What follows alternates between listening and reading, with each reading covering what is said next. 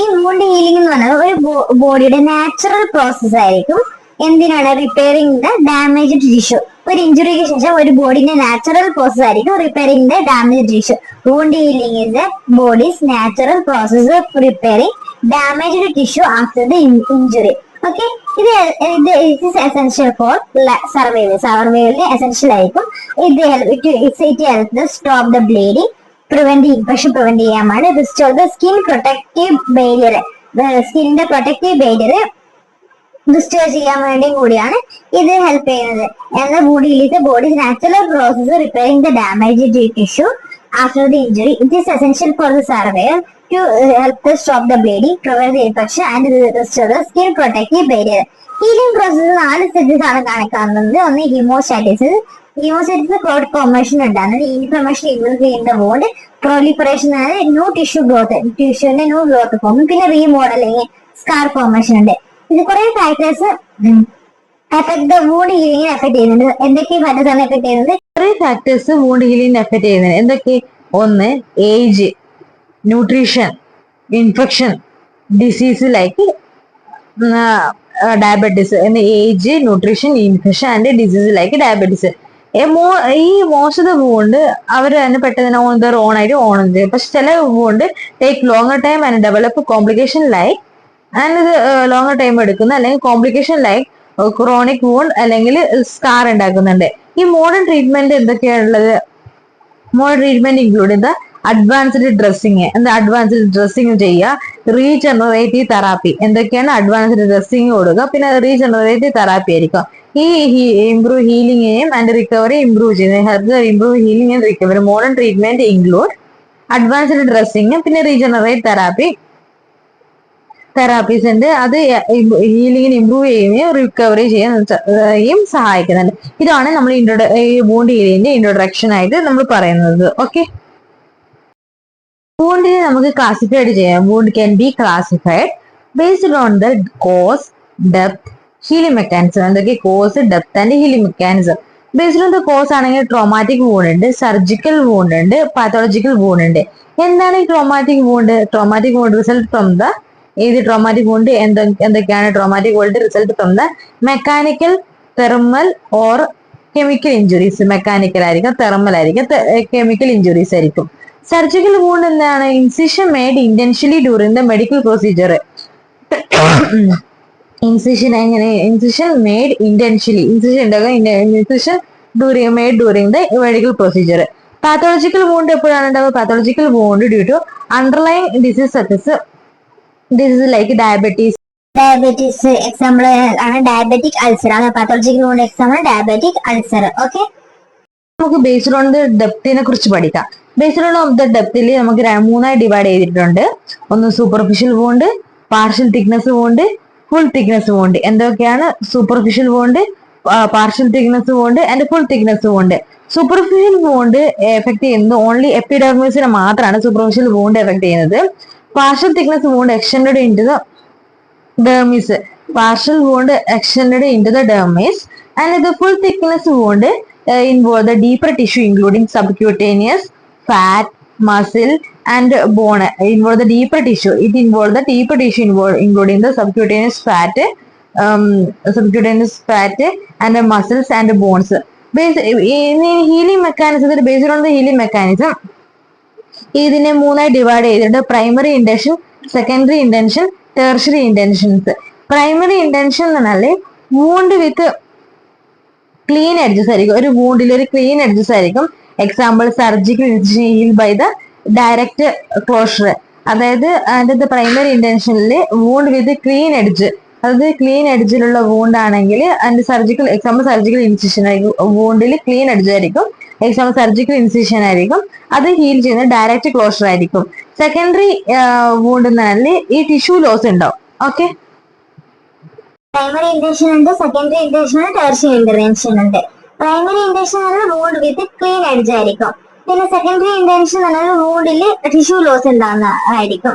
പിന്നെ tertiary intention wound initially left open ആയിരിക്കും due to infection risk. Initially നമ്മൾ open ആക്കി വെക്കും, പിന്നെ പിന്നീട് ലേറ്ററിൽ ക്ലോസ് ചെയ്യുന്നതാണ്. Tertiary intention delayed primary closure. ഇതിനോടൊപ്പം വിളിക്കുന്നതാണ് ഡിലേഡ് പ്രൈമറി ക്ലോഷർ. അതായത് വൂണ്ട് ഇനീഷ്യലി ലെഫ്റ്റ് ഓപ്പൺ ആയിരിക്കും due to infection risk and പിന്നീട് അത് ക്ലോസ്ഡ് ലേറ്റർ ആയിരിക്കും. ഓക്കെ, ഈ secondary infection wound with tissue loss, അതായത് ഒരു വൂണ്ടില് ടിഷ്യൂ ലോസ് ഉണ്ടാവും.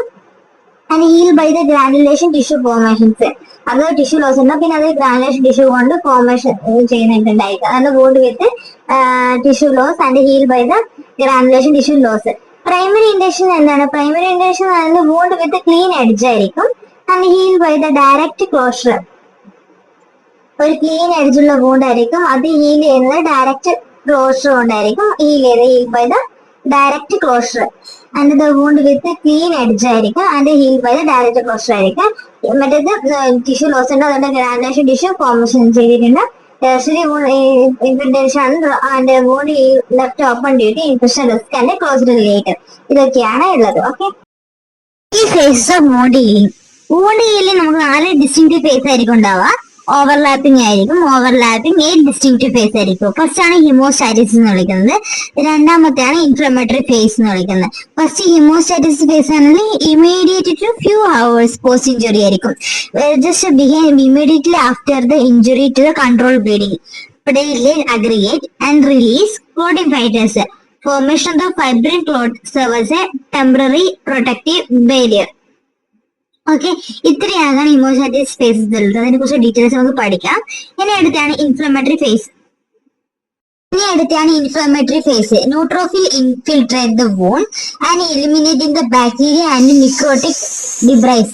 Okay, macrophage release growth factors like vascular endothelial growth factors, platelet derived growth factors, and transforming growth beta growth factor and beta growth factor to recruit the fibroblast and keratinocytes. Okay, to recruit and fibroblast and keratinocytes.